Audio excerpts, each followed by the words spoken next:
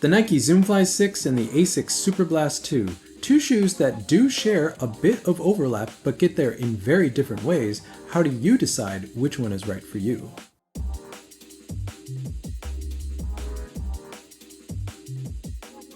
At first, I didn't think there was any overlap between these two shoes. They seemed like vastly different shoes for me.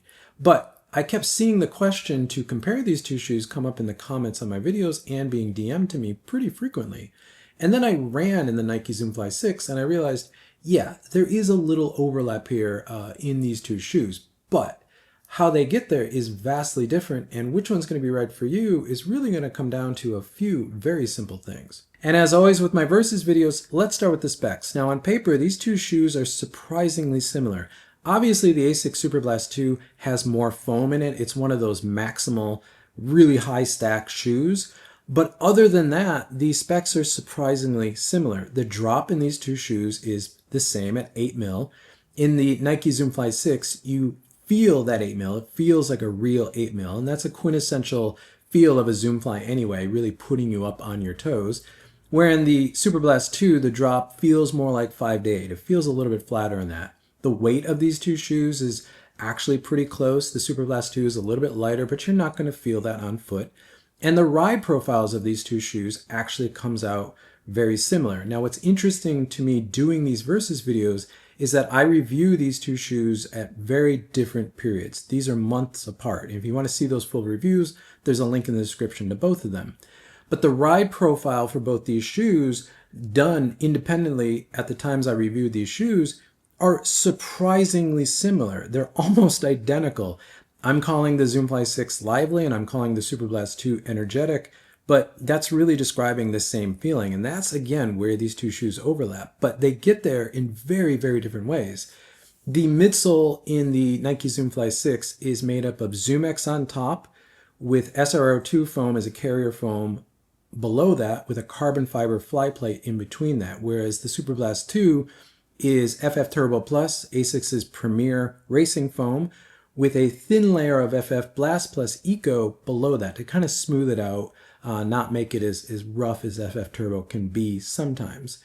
The carbon fiber plate in the Nike Zoomfly 6 is the low plate configuration, meaning it comes very low to the ground in the forefoot. And because of that, you have a roll and a very aggressive forefoot feel. Where in the Superblast 2, you do have a very pronounced forefoot rocker in that shoe and a very large heel bevel, but there's no plate in that. There's no stiffening agent in the Superblast 2. It's all the stiffness of the foam that's giving you that ride. And moving to the outsole and contact patch of these two shoes, there's no way around this. The Asics Superblast 2 is a wide, big shoe on foot. It is fairly lightweight, so it never feels cumbersome, but you're always aware that you have a very wide platform on your foot. Now, the Nike Zoomfly 6 is about a centimeter narrower across the board, maybe a little bit more in some places, and that reduced width makes the Zoomfly 6 feel much more nimble, much more sprightly underfoot. And moving to the outsole and contact patch of these two shoes, I'm going to say that the outsole on the Nike Zoomfly 6 is one of Nike's best outsoles in some time. The waffle rubber coverage in the forefoot and the heel gives you coverage and grip where you need it, but the reductive design scoops out foam in the midsole, exposing the carbon fiber plate, saving weight. Overall, I think this is a really successful design, works really well, wet, dry. I've not had problems with it anywhere on any surface that I run it. It's been exceptional. The outsole on the Asics Superblast 2 is a big upgrade from the previous version. I've never had any grip issues with it, and I think where Asics is trying to go with the feel of the shoe and the softness underfoot of the shoe, I think this is the best blend of that feel plus grip that they can possibly achieve. And moving to the upper of these two shoes, both these shoes have a woven mesh upper, but the interpretation of what a woven mesh is very different according to each brand. Starting with the Nike Zoomfly 6, we actually have a dual layered woven mesh here. There's a slightly more rigid, wiry mesh on the outside and a softer, more flexible mesh on the inside of the shoe close to the foot. So that softer mesh wraps around the foot where the outer mesh really contains the feel of the shoe, which gives you the performance of this upper. Whereas on the Superblast 2, we have a single layer woven mesh, but it's zoned. So there's zones for flexibility, breathability, and support where you need it, giving you a very high performance upper on the Superblast 2. Moving to the heel of both these shoes have a very deep heel pocket. There should be no heel lift issues.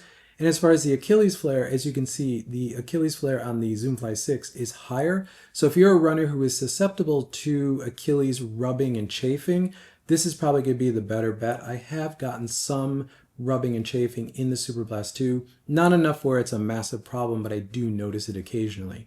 The padding and the ankle collar for both these shoes is similar. There's slightly more padding over here.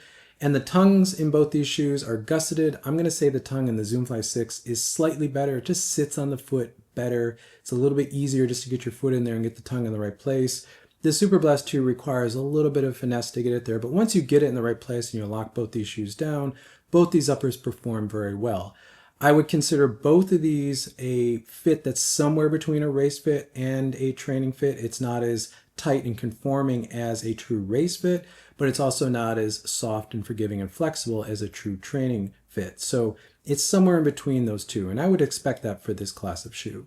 Moving to the sizing of these two shoes, I went true to size in both of these shoes. These are both US men's size 9, which is what I wear in pretty much every shoe, but there are some subtle fit differences between these two shoes.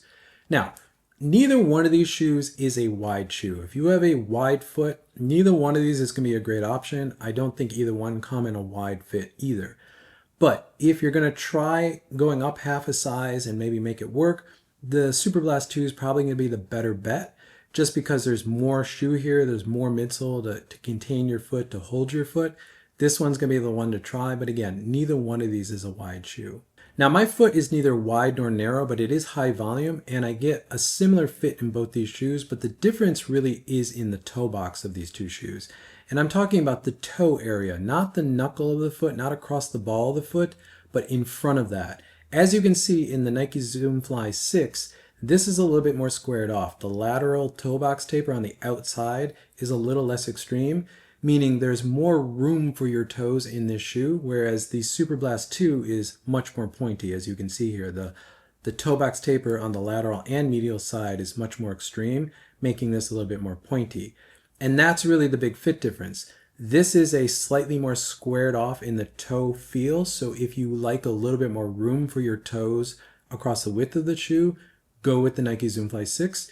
If you want just a little bit more length, because the Superblast 2 is a little bit more pointy, and I'm talking a few millimeters, it's not enough to go up half a size or anything, the Superblast 2 is going to be the better option because it is, as I said, a little bit more pointy. And this brings us to the ride of these two shoes.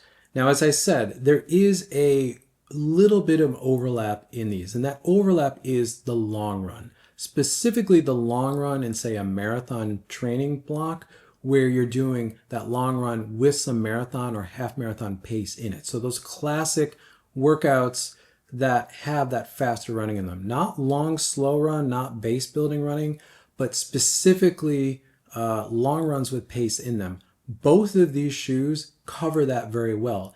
But I'm going to say that the Asics Superblast 2 is the better option, which is no surprise because that's exactly what this shoe is designed for, and that's kind of all this shoe is designed to do.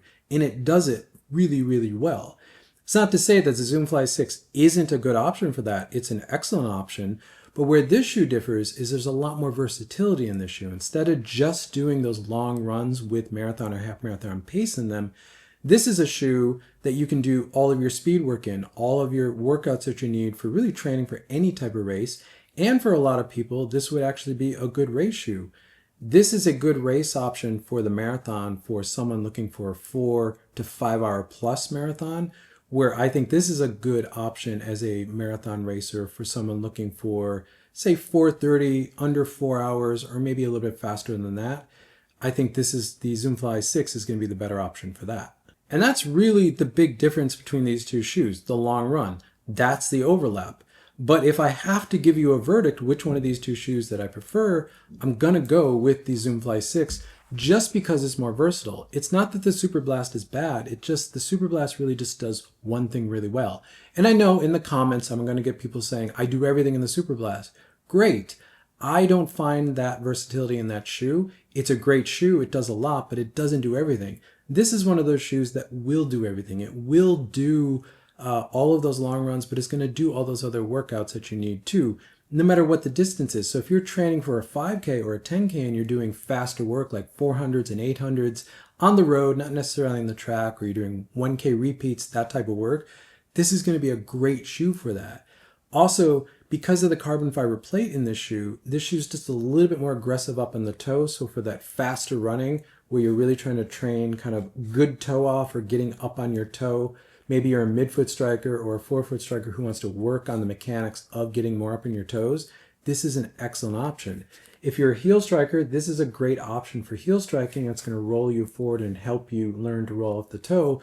But I think from a training effect as well, this is a slightly better option over the Superblast 2.